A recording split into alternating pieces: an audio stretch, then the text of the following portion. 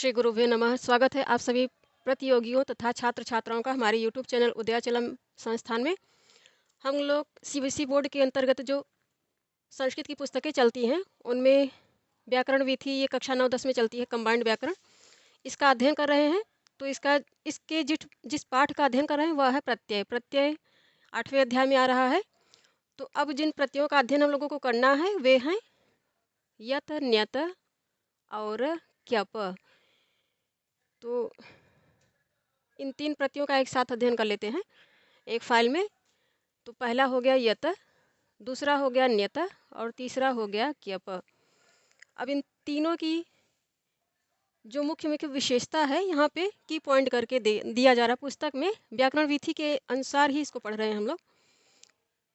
तो इसके विषय में यहाँ कह रहे हैं कि इन तीनों ही प्रत्ययों में अर्थात यत, क्यप, न्यत, यत, क्यप, न्यत ये क्या है? कृदंत प्रत्यय हैं। जो अभी प्रकरण चल रहा है हम लोग पढ़ रहे हैं यह कृदंत का प्रकरण चल रहा है। और प्रत्ययों में हम लोगों को कृदंत, तद्धित और स्त्री प्रत्यय पढ़ने हैं।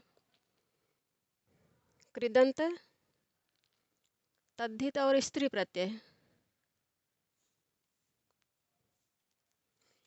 तो अभी कृदंत ही चल रहा है, ये कृदंत के अंतर्गत ही आते हैं। इनके विषय में पुस्तक में कहा जा रहा है कि इन तीनों ही प्रत्ययों में यकार शेष बचता है। और इनका अभिप्राय क्या होता है?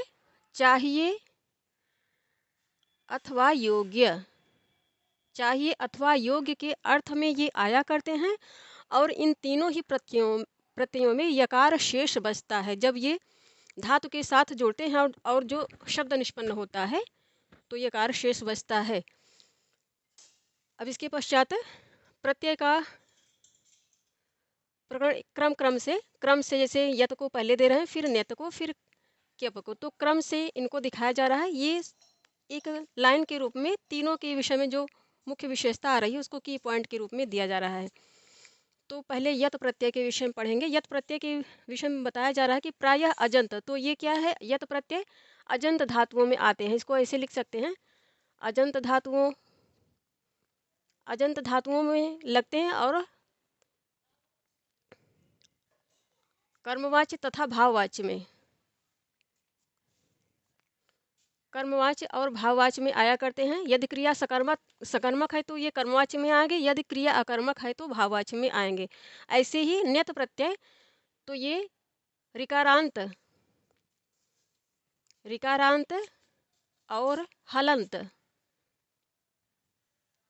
ऋकारांत और हलंत धातुओं में आते हैं। ये भी कर्म और भाव में ही बनते हैं, ये भी कर्म और भाव में ही बनते हैं।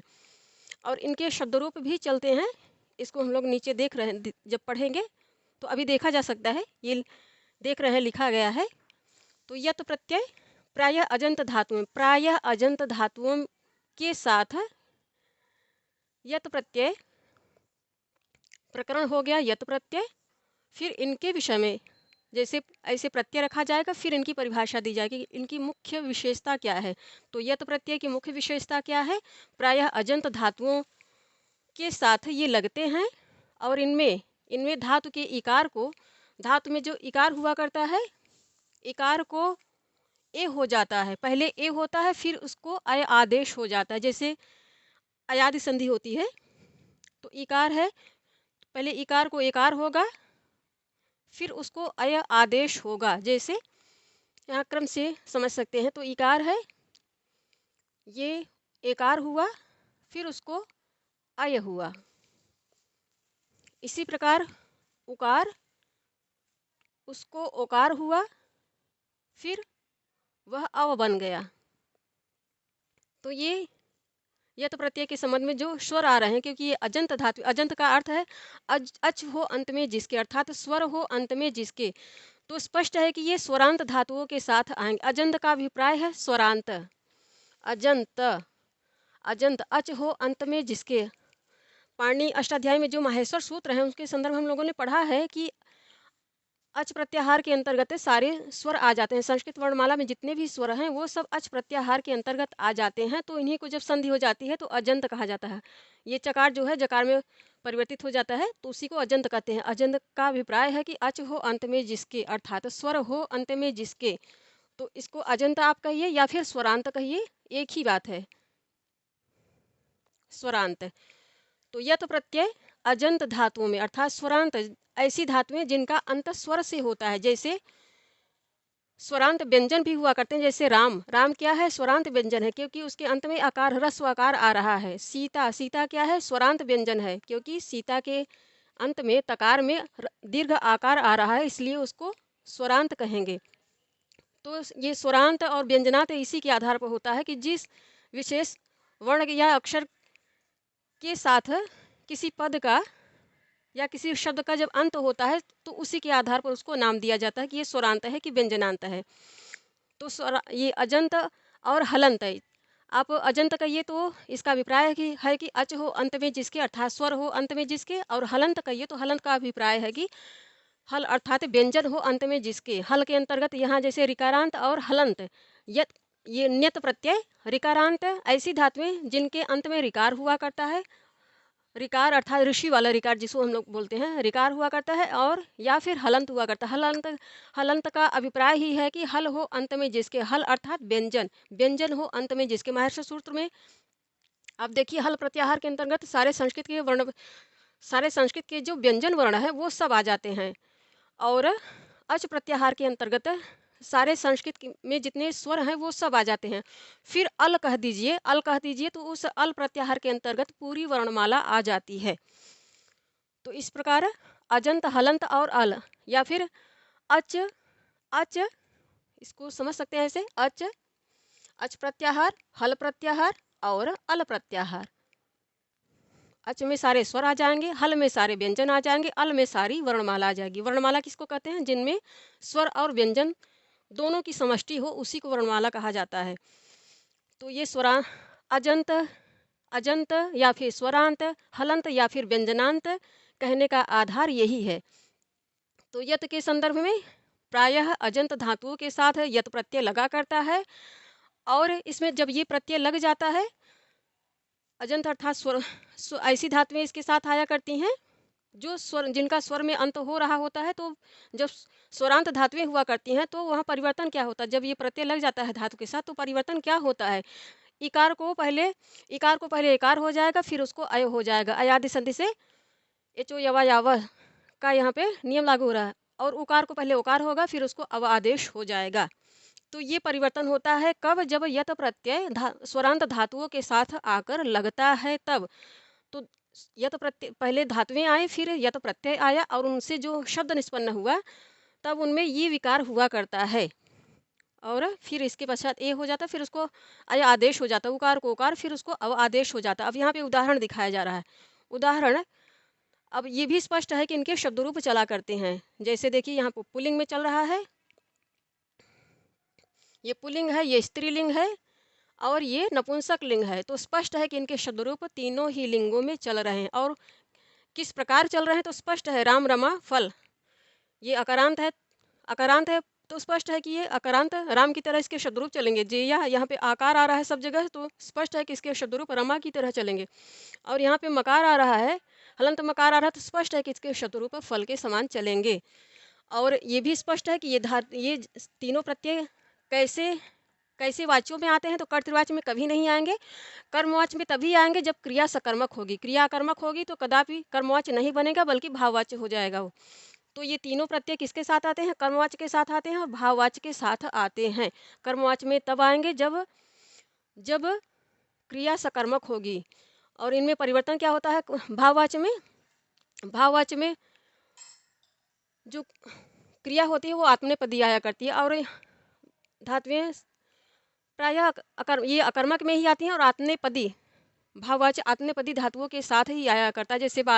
जैसे सुप्यते, बालः शिशुः सुप्यते, या फिर भीयते, भी धातु जैसे डरना है, तो जितनी भी धातुएं भाववाच्य के साथ आएंगी वो आत्मनेपदी ही आएंगी, और प्रथम पुरुष एक वचन में ही आएंगी। प्रथम पुरुष एक वचन में और आत्मनेपदी ही होकर आती हैं। कर्मवाच्य में की क्या विशेषता है? तो कर्मवाच्य में जो कर्ता, क्योंकि यहाँ पे कर्म में प्रत्यय लगा करता है, कर्म में प्रत्यय लगा करता है, इसलिए जो कर्ता होता है वो तृतीयांत हो जाता है। कर्ता तृतीयांत हो जाता है तो उसकी प्रधानता समाप्त हो जाती है वाक्य से। जो जो तृतीयांत हो जाएगा वो अप्रधान हो जाएगा। अप्रधान इसीलिए हो रहा है क्योंकि कर्म में प्रत्यय लग रहा है। कर्म में प्रत्यय लग रहा है तो कर्म क्या हो जाएगा, वो प्रथमांत हो जाएगा। अब वो प्रथमांत हो गया तो स्पष्ट है कि वो उसी की प्रधानता हो गई वाक्य में। और जो क्रिया आएगी तो क्रिया का जो लिंग वचन, ये सारे प्रत्यय लग के, इन प्रत्ययों के संदर्भ में बात कर रहे हैं हम लोग। तो जो क्रिया आएगी इन प्रत्ययों से लग कर आएगी, और क्रिया का जो लिंग वचन होगा वो कर्म के अनुसार ही होगा। क्रिया का लिंग वचन सदैव कर्म को देख कर ही आएगा, क्योंकि कर्मवाच्य है। कर्मवाच्य में कर्म की प्रधानता हुआ करती है और क्रिया कर्म को देख कर ही आती है। यही भेद होता है कर्तृवाच्य में कर्मवाच्य में, क्योंकि कर्तृवाच्य में कर्ता की प्रधानता होती है। क्रिया जो आती है वह कर्ता के अनुसार ही, यदि तिंगंत प्रत्यांत क्रियाएं आ रही हैं तो क्रिया का जो पुरुष वचन होगा वो कर्ता के अनुसार ही होगा। यदि कोई प्रत्यंत धातु आ रही है तो भी कर्ता के अनुसार ही उसका लिंग होगा और उसका वचन भी होगा, उसकी विभक्ति भी वही होगी।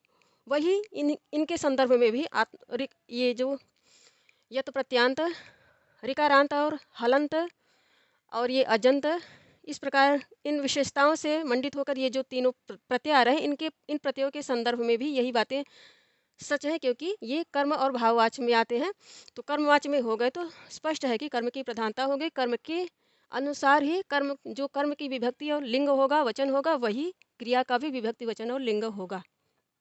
अब इनका उदाहरण पढ़ लेते हैं और देखते हैं कि क्या परिवर्तन हो रहा है। तो जैसे जी धातु है, जी धातु में यत प्रत्यय लगा तो बना जेयह। जेयह क्या परिवर्तन हो रहा है, इकार को पहले इकार होता है, यहाँ दिखाया गया है। यदि इकार है तो वो इकार हो जाएगा पहले, फिर उसको आदेश हो जाएगा, तो यहाँ जेयह बन रहा है। ऐसे ही इसको सामने रखें तो स्पष्ट हो जाएगा। ये स्ट्रक्चर सामने रखें लिख के ऐसे कि कहाँ पे कैसे परिवर्तन हो रहा है, फिर इसको उदाहरण पढ़ें तो स्पष्ट हो जाएगा ये परिवर्तन कहाँ कहाँ हो रहा है। अब गय धातु है, गय धातु में यत प्रत्यय लगा तो बना गेयह। जी धातु है, जी धातु में यत प्रत्यय लगा तो पुल्लिंग में बना जेयह, स्त्रीलिंग में बना जेया और नपुंसक लिंग में बना जेयम। जीतना चाहिए। अब गय धातु में यत प्रत्यय लगा तो पुल्लिंग में बना गेयह, स्त्रीलिंग में बना गेया और नपुंसक लिंग में बना गेयम। गेया का अर्थ अभिप्राय है कि गाना चाहिए या गाने योग्य है, जीतना चाहिए या फिर जीतने योग्य है। ची धातु में यत प्रत्यय लगा तो बना चेयह, पुल्लिंग में बना चेयह, स्त्रीलिंग में बना चेया और नपुंसक लिंग में बना चेयम। फिर श्रु धातु यत प्रत्यय में लगा तो बना श्रव्यः और स्त्रीलिंग में बना श्रव्या और नपुंसक लिंग में बना श्रव्यम। श्रव्य इसका अभिप्राय है कि सुनने योग्य या सुनना चाहिए। अब दा धातु में यत प्रत्यय लगा तो बना पुल्लिंग में देयः, स्त्रीलिंग में बना देया और नपुंसक लिंग में बना देयम। देय का अभिप्राय है देने योग्य या फिर देना चाहिए।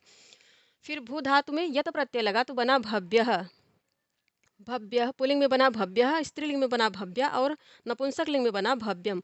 इसका अभिप्राय है कि होना चाहिए या होने योग्य है। नि धातु में यत प्रत्यय लगा तो बना नेयः, पुल्लिंग में बना नेयः, स्त्रीलिंग में बना नेया और नपुंसक लिंग में बना नेयम। ले जाने योग्य या ले जाना चाहिए, इसका अभिप्राय होगा। अब स्था धातु में यत प्रत्यय लगा तो पुल्लिंग में बना स्थेयः, स्त्रीलिंग में बना स्थेया और नपुंसक लिंग में बना स्थेयम। स्थेय का अभिप्राय है ठहरना चाहिए या ठहरने योग्य। इसके पश्चात ये हो गया यत प्रत्यय का प्रकरण। अब प्रारंभ होता है न्यत प्रत्यय। न्यत प्रत्यय के विषय में कहा जा रहा है। हम लोगों ने यहाँ देखा ऋकारांत, तो अधिकांशतः ऋकारांत तथा हलंत धातुओं से परे चाहिए तथा योग्य अर्थ को बताने हेतु न्यत प्रत्यय का प्रयोग किया जाता है। न्यत से पूर्व रि की वृद्धि हो जाती है। हलंत धातु की उपधा में यदि अकार हो तो उसे वृद्धि करने पर दीर्घ आ हो जाता है। यदि उपधा में ई उ ह्रस्वकार और ह्रस्वरिकार हो तो क्रमशः ए और ओ फिर अर, पहले ए और ओ होगा फिर अर हो जाएगा। इसके भी शब्द रूप तीनों लिंगों में चलते हैं। जैसे यत के यहाँ पे चल रहे हैं शब्द रूप तीनों लिंगों में चल रहे हैं, वैसे ही न्यत प्रत्यय के विषय में भी कहा जा रहा है कि इसके शब्दरूप तीनों ही लिंगों में चलेंगे। और किन भाव में चलेंगे, कर्मवाच्य, यदि क्रिया सकर्मक है तो कर्मवाच्य में चलेगा, यदि क्रिया कर्मक है तो भाववाच्य में वो पलट जाएगा, उसका रूप बन जाएगा। तो ये हो गया नियत के विषय में अब नियत प्रत्यय के जो उदाहरण आ रहे हैं उनको पढ़ेंगे। ये क्यप प्रत्यय के उदाहरण है। क्यप प्रत्यय के उदाहरण यहाँ पे प्राप्त हो रहे हैं। ये क्यप प्रत्यय का प्रसंग है और यत प्रत्यय का उदाहरण हम लोगों ने पढ़ लिया है। अब ये नियत प्रत्यय का उदाहरण है। इसको लिख देते हैं नियत प्रत्यय। इसके विषय में जो की पॉइंट आ रहा था उसको हम लोगों ने पढ़ लिया है। अब ये इसके उदाहरण है। तो स्मृति धातु में नियत प्रत्यय, नियत का क्या बचता है? सिर्फ यकार बचता है। ये पहले ही कह चुके हैं। तीनों ही प्रत्ययों के संदर्भ में यत, नियत और क्यप, इन तीनों ही प्रत्ययों के संदर्भ में जब धातु से ये प्रत्यय जुड़ते हैं तो इन प्रत्ययों के स्थान पर क्या बचता है? सिर्फ यकार बचा करता है और फिर संधि नियम के अनुसार उनमें गुण वृद्धि इत्यादि हुआ करती है। तो जैसे अब स्मृति धातु है, स्मृति धातु में नियत प्रत्यय लगा, सब जगह यही दिखाया गया है कि यकार बचेगा। कोष्ठक में यकार देने का अभिप्राय है कि जब शब्द निष्पन्न होगा, धातु और प्रत्यय से जो शब्द निष्पन्न होगा तो ये प्रत्यय यकार के रूप में इसके धातु के साथ आकर जुड़ेगा, अर्थात ये यकार इन प्रत्ययों का प्रतिनिधित्व कर रहा है। तो स्मृति धातु में नियत प्रत्यय लगा तो बना, पुल्लिंग में बना स्मार्यः, स्त्रीलिंग में बना स्मार्या और नपुंसक लिंग में बना स्मार्यम। हम लोगों ने पढ़ा है कि इनके शब्दरूप भी चलते हैं। जैसे यत प्रत्यय के शब्दरूप वैसे ही शब्दरूप तीनों लिंगों में चलते हैं, वैसे ही नियत प्रत्यय के भी शब्दरूप तीनों लिंगों में चलेंगे। क्यप के संदर्भ में भी क्योंकि एक ही ढर्रे पे तीनों आ रहे हैं इसलिए तीनों को एक साथ ही डिफाइन किया गया है पुस्तक में। ये पुल्लिंग हो गया,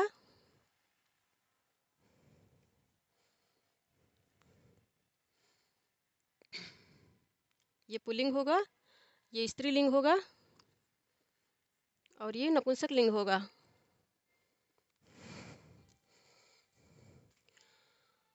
पुल्लिंग में बना स्मार्यः, स्त्रीलिंग में बना स्मार्या, नपुंसक लिंग में बना स्मार्य। स्पष्ट है कि इनके भी शब्दरूप नियत प्रत्ययांत शब्दों के भी शब्दरूप किसके समान चलेंगे? पुल्लिंग में राम के समान चलेंगे। अकारांत आ रहा है, अकारांत पुल्लिंग राम के समान चलेंगे। स्त्रीलिंग में रमा के समान चलेंगे और नपुंसक लिंग में फल के समान चलेंगे। लिख धातु में नियत प्रत्यय जुड़ा तो बना लेख्यः, लेख्या बना पुल्लिंग में, स्त्रीलिंग में बना लेख्या और नपुंसक लिंग में बना लेख्यम। पठ धातु में नियत प्रत्यय लगा तो पुल्लिंग में बना पाठ्यः, स्त्रीलिंग में बना पाठ्या, नपुंसक लिंग में बना पाठ्यम। स्मार्य का अर्थ है स्मरण करने योग्य या फिर याद करना चाहिए, लिखने योग्य या फिर लिखना चाहिए, पढ़ने योग्य या फिर पढ़ना चाहिए। इस प्रकार अभिप्राय इनका होगा। त्यज धातु में नियत प्रत्यय लगा तो पुल्लिंग में बना त्याज्यः, स्त्रीलिंग में बना त्याज्या और नपुंसक लिंग में बना त्याज्यम। त्याज्यम का अर्थ है त्यागने योग्य या फिर त्यागना चाहिए। फिर वच धातु में नियत प्रत्यय लगा तो पुल्लिंग में बना वाच्यः, स्त्रीलिंग में बना वाच्या और नपुंसक लिंग में बना वाच्यम। तो इसका अभिप्राय है कि बोलना चाहिए या फिर बोलने योग्य। कृत धातु में नियत प्रत्यय लगा तो पुल्लिंग में बना कार्यः, स्त्रीलिंग में बना कार्या और नपुंसक लिंग में बना कार्यम। तो इसका अभिप्राय है कि करने योग्य या फिर करना चाहिए। ह्री धातु में नियत प्रत्यय लगा तो बना, यहाँ सेव धातु आएगी, सेव्यः, सेव्या। पुस्तक खोल लीजिए।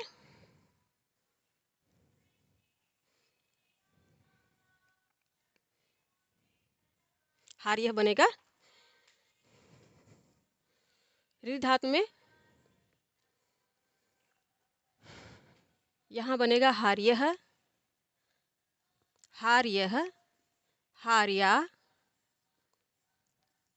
और हार्यम। फिर सेव धातु है, सेव धातु में नियत प्रत्यय लगा, नियत प्रत्यय यकार आएगा।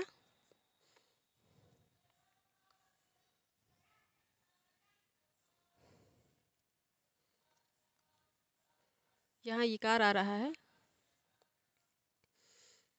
तो ये बनेगा सेव्यः, सेव्या, सेव्यम। इस प्रकार है। तो ह्री धातु में नियत प्रत्यय लगा तो पुल्लिंग में बना हार्यः, स्त्रीलिंग में बना हार्या और नपुंसक लिंग में बना हार्यम। इसका अभिप्राय है कि छोड़ने योग्य या फिर छोड़ना चाहिए।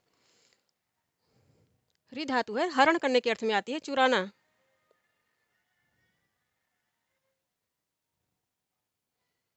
इसके पश्चात सेव धातु है, तो सेव प्लस न्यत प्रत्यय लगा तो बना सेव्य। सेव्य का अभिप्राय है सेवा करने योग्य या फिर सेवा करना चाहिए, तो पुल्लिंग में बना सेव्य, स्त्रीलिंग में बना सेव्या और नपुंसक लिंग में बना सेव्यम।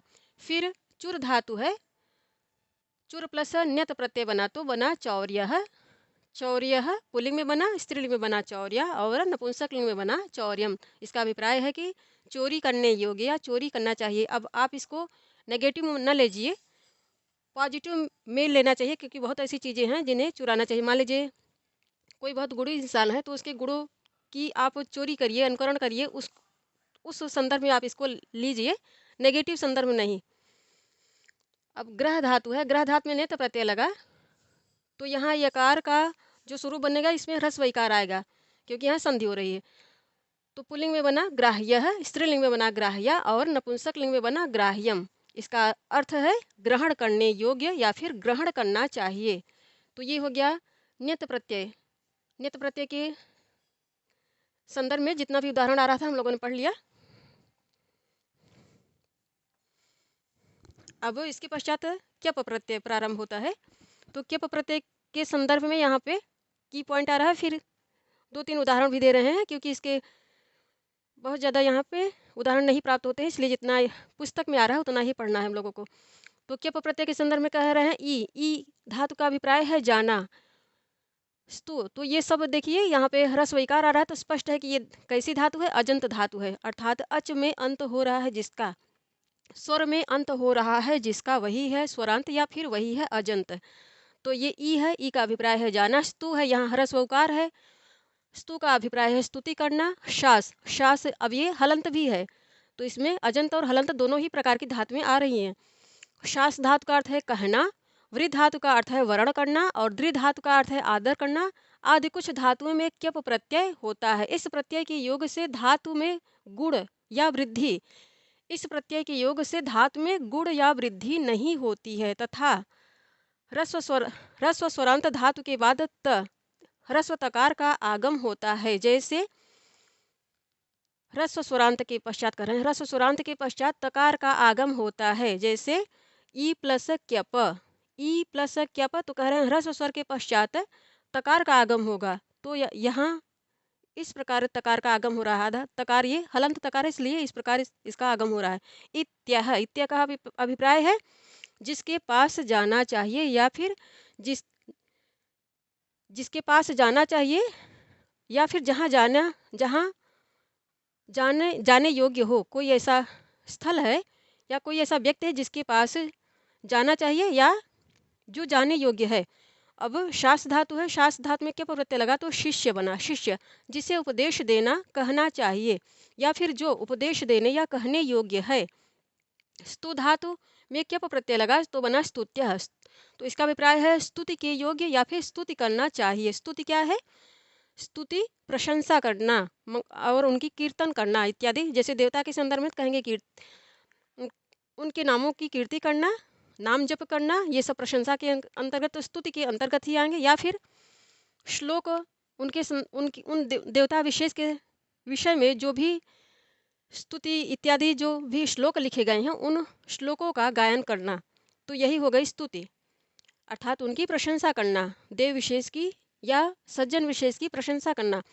अब वृद्ध धातु है, वृद्ध धातु में क्या प्रत्यय लग रहा है तो धातु बनी, जो शब्द निष्पन्न हुआ धातु और प्रत्यय से वो बना वृत्त्यः। वृत्त्यः का अभिप्राय है वर्ण करने योग्य या फिर वर्ण करना चाहिए या फिर चुनने योग्य इत्यादि। इस प्रकार इतने उदाहरण आ रहे हैं क्यप प्रत्यय के विषय में। तो एक हो गया ये उदाहरण, दूसरा हो गया, तीसरा, 4 उदाहरण आ रहे हैं। जितने उदाहरण आ रहे हैं उतने ही हम लोगों को याद करने हैं, क्योंकि यदि संस्थागत रूप से हम लोग संस्कृत विषय को पढ़ रहे हैं और बोर्ड परीक्षा की तैयारी कर रहे हैं, हाई स्कूल जो परीक्षा होने वाली है उस बोर्ड परीक्षा की तैयारी कर रहे हैं, तब भी इतना ही उदाहरण याद करना है जितना पुस्तक में आ रहा है। और केंद्रीय विद्यालय संगठन के अंतर्गत संस्कृत विषय से टीजीटी की तैयारी कर रहे हैं तो भी इतना ही पढ़ना है, क्योंकि पुस्तक पर्टिकुलर पुस्तक निर्धारित या फिर बुक निर्धारित की गई हैं उन्हीं से ही प्रश्न उठाया करते हैं और उदाहरण भी वहीं से लिया करते हैं, बाहर से नहीं लिया करते हैं। तो ये हो गया यत, न्यत और क्यप प्रत्यय का प्रकरण। इनका अध्ययन हम लोगों ने कर लिया। अब इन सभी प्रत्ययों के विषय में जो अभ्यास कार्य आ रहा है, अभ्यास कार्य को नेक्स्ट फाइल में कर लेते हैं, क्योंकि यहाँ फाइल बड़ी हो जाएगी। तो धन्यवाद साथियों आप सभी का।